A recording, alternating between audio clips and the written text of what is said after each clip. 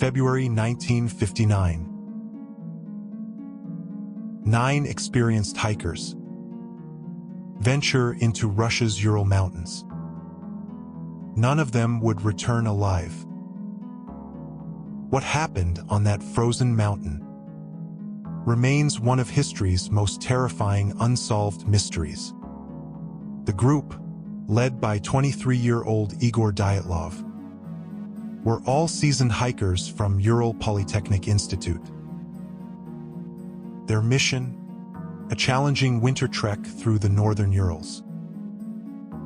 On February 1st, they set up camp on the slopes of Colonists, a name that translates to Dead Mountain in the local language. That night, something went horribly wrong. When the group failed to return, a search party was sent out. What they found was beyond comprehension. The tent was discovered sliced open from the inside, as if the hikers had desperately cut their way out in a panic. Footprints showed they had fled barefoot into the freezing snow, in temperatures of -30 degrees Celsius. But here's where it gets disturbing. The bodies were found scattered across the mountainside, some nearly a mile away from the tent. And the condition of these bodies defied explanation.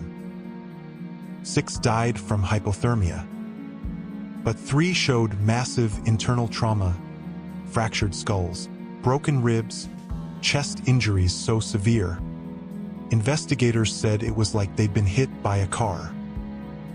Yet there were no external wounds. One victim was missing her tongue. Another was missing eyes. Some clothing showed traces of radiation.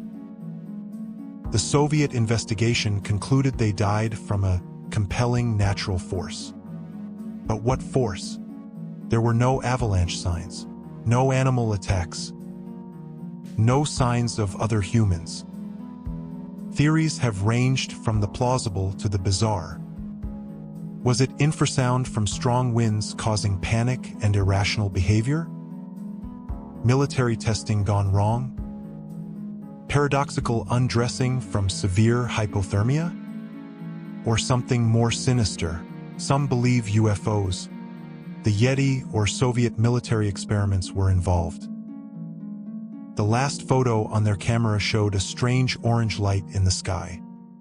To this day, the area is known as Dyatlov Pass, named after the leader who never came home.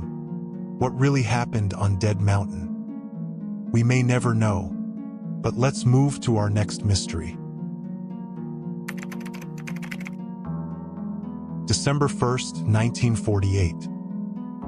A man's body is discovered on Somerton Beach in Adelaide, Australia. Well-dressed, no identification, no known cause of death. But in his pocket, investigators found a tiny piece of paper with just 2 words that would launch one of history's greatest mysteries. A couple was walking along the beach that warm summer morning when they spotted a man lying against the seawall. At first, they thought he was sleeping or drunk.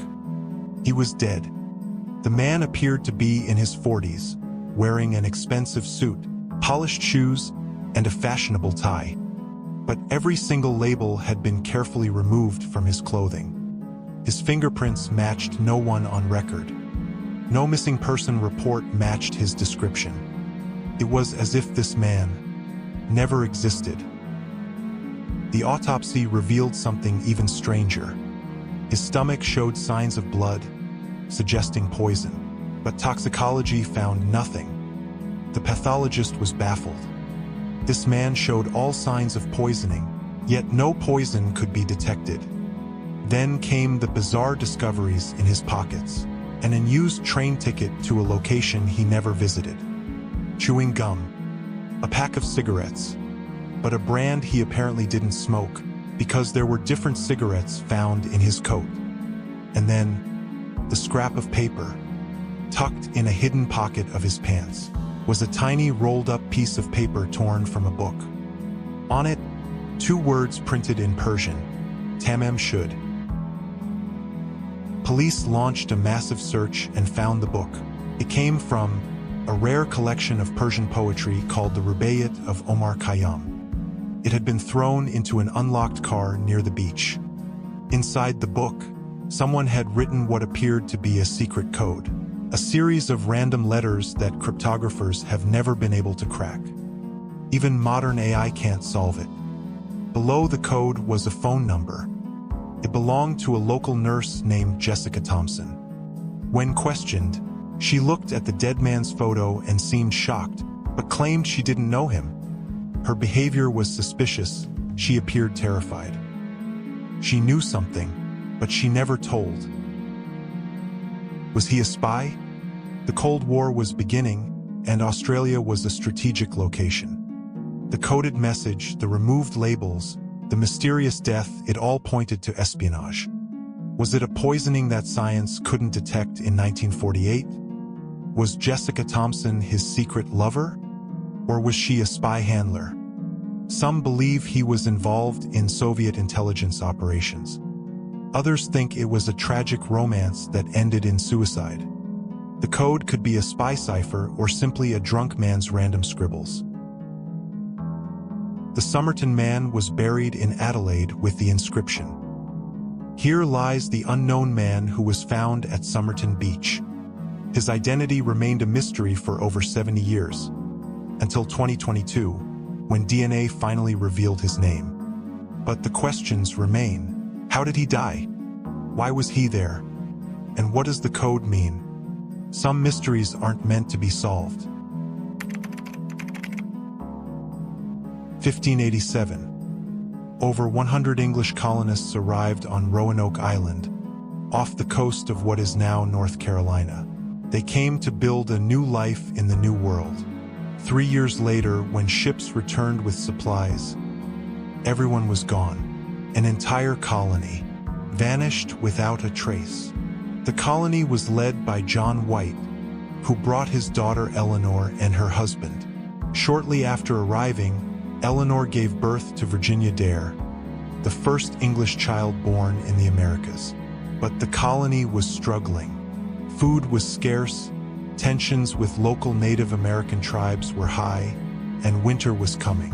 John White made a difficult decision. He would sail back to England for supplies, leaving behind 115 men, women, and children, including his daughter and newborn granddaughter. He promised to return within months. But England was at war with Spain. Every ship was needed for battle.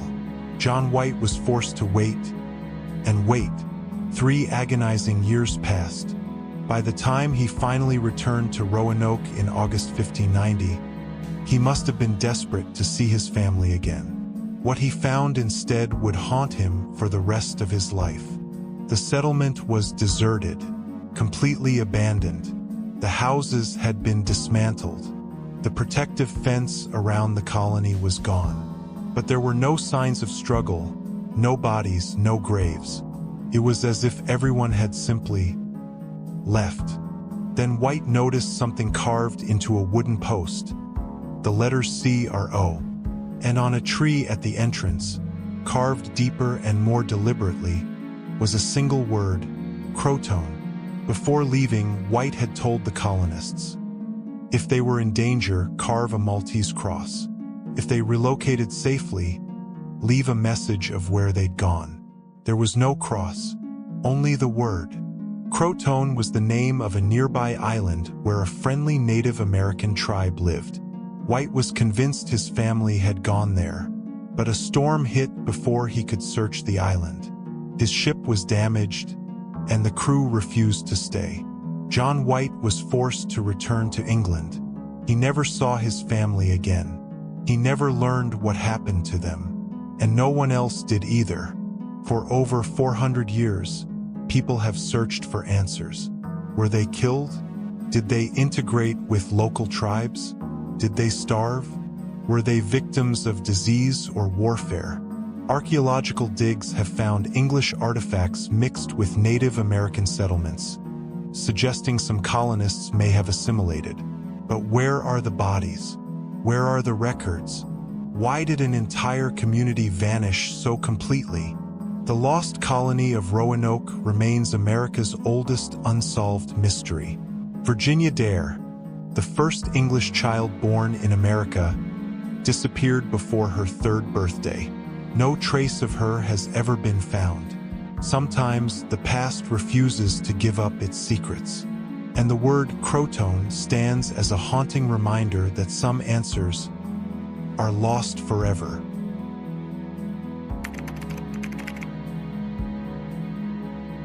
Late 1960s, Northern California.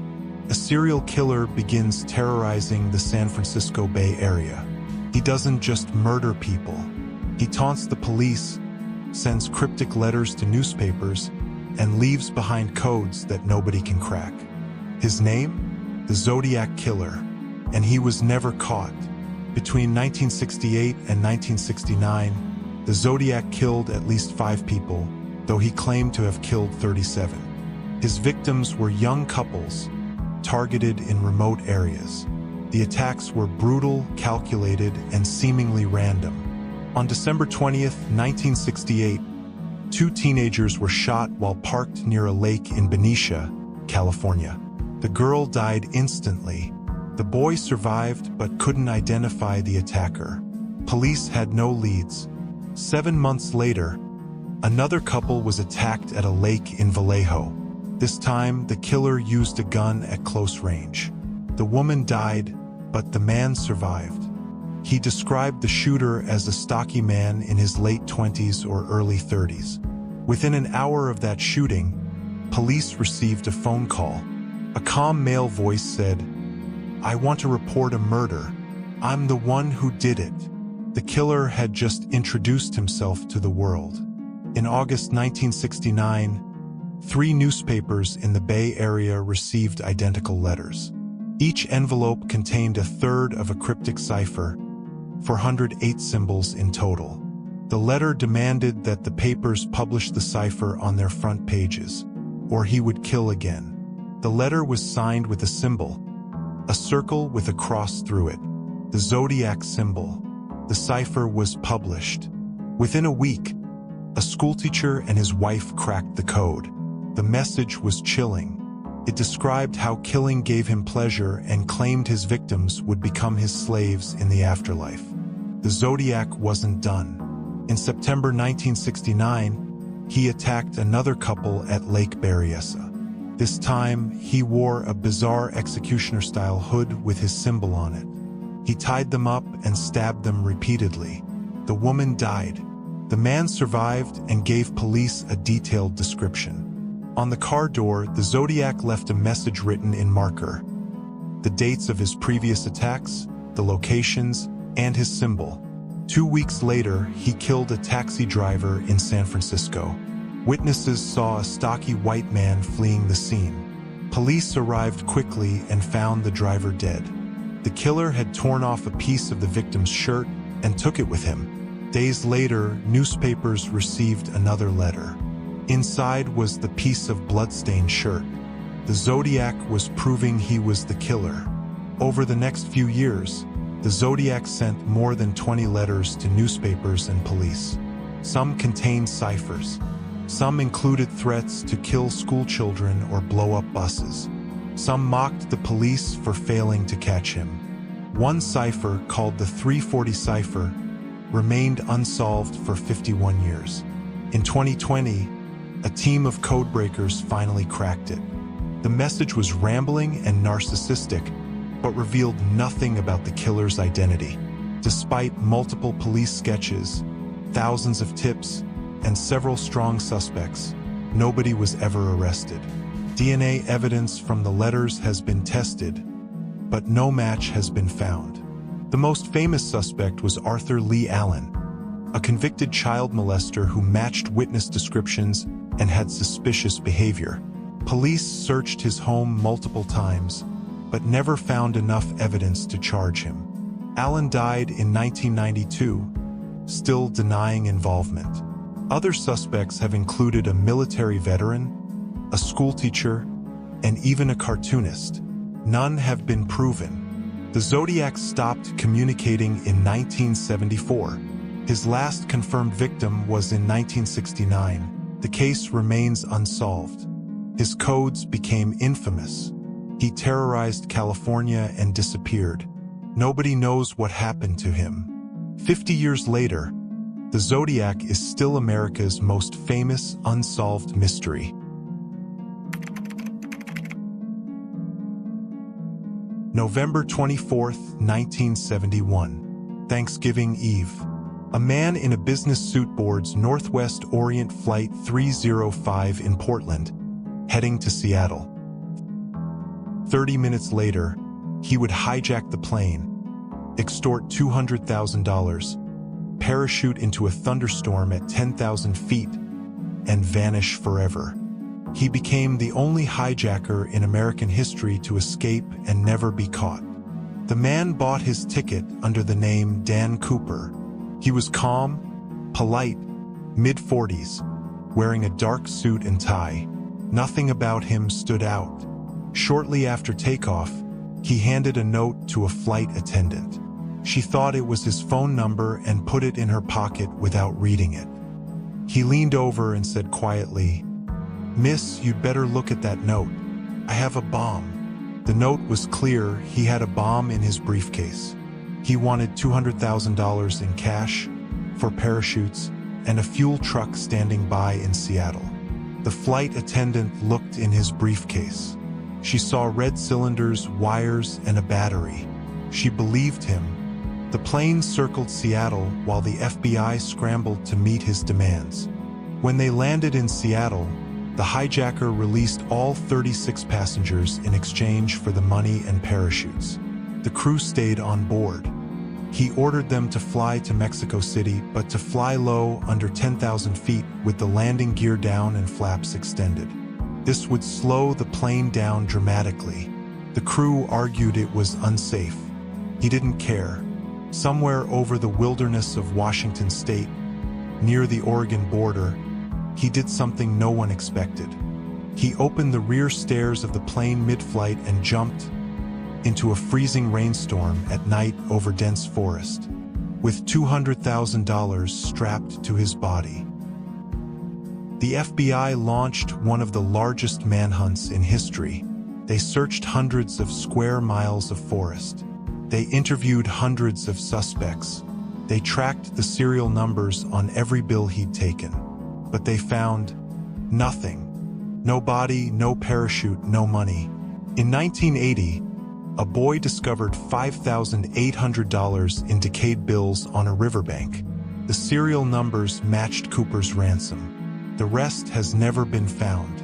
Most experts believe Cooper died from the jump. He went into a freezing storm at night wearing only a business suit with no protective gear. His body is likely somewhere in the Pacific Northwest wilderness. Others think he survived. No body was ever found, and he clearly planned everything carefully. Over 1,000 suspects have been investigated. None proven to be Cooper. The FBI closed the case in 2016, but the legend remains. D.B. Cooper is the only hijacker in American history who escaped and was never caught. Somewhere in the Pacific Northwest, there might still be $194,200 waiting to be found. If you don't subscribe to my channel, I'll turn this loser into a mystery!